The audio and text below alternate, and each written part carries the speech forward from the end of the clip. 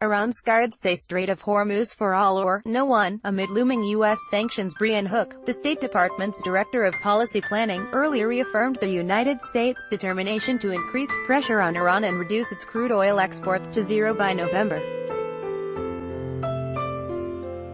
The head of Iran's Revolutionary Guards has stated that their forces are ready to follow through with the threat to close the strategical waterway linking Middle East crude producers to crucial world markets, the Strait of Hormuz, if the United States snapped back sanctions targeting Tehran's oil. "We are hopeful that this plan expressed by our president will be implemented if needed.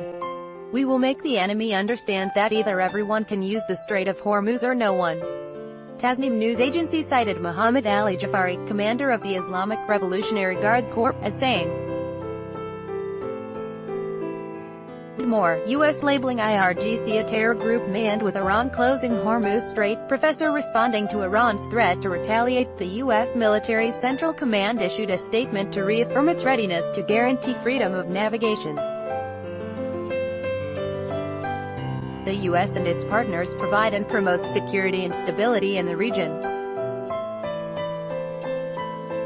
Together, we stand ready to ensure the freedom of navigation and the free flow of commerce wherever international law allows, Central Command spokesman Navy Captain Bill Urban wrote in an email to Reuters.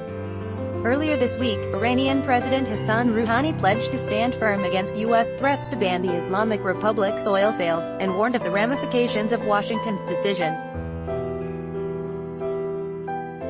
Rouhani didn't go into detail, but a number of Iranian officials previously threatened to close the Strait of Hormuz in a retaliatory move to any hostile actions by the U.S. Rouhani's comments followed State Department's Director of Policy Planning Brian Hook's confirmation that the U.S. was aiming to increase pressure on the Iranian regime by reducing to zero its revenue from crude oil sales.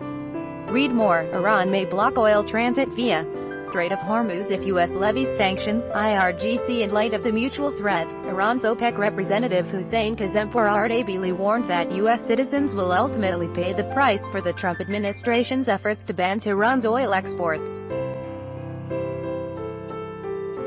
Trump's demand that Iranian oil shouldn't be bought, and his pressures on European firms at a time when Nigeria and Libya are in crisis, when Venezuela's oil exports have fallen due to U.S. sanctions, when Saudi's domestic consumption has increased in summer, is nothing but self-harm.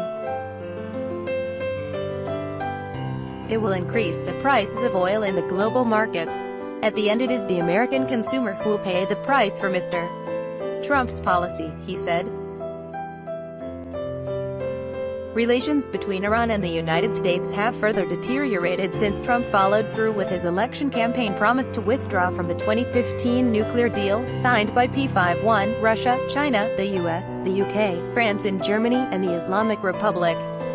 Read more, Iran-EU package on extending nuclear deal, disappointing. The U.S. president also decided to reinstate sanctions against Tehran, previously eased under the multilateral agreement in exchange for Tehran maintaining a peaceful nature of its nuclear program.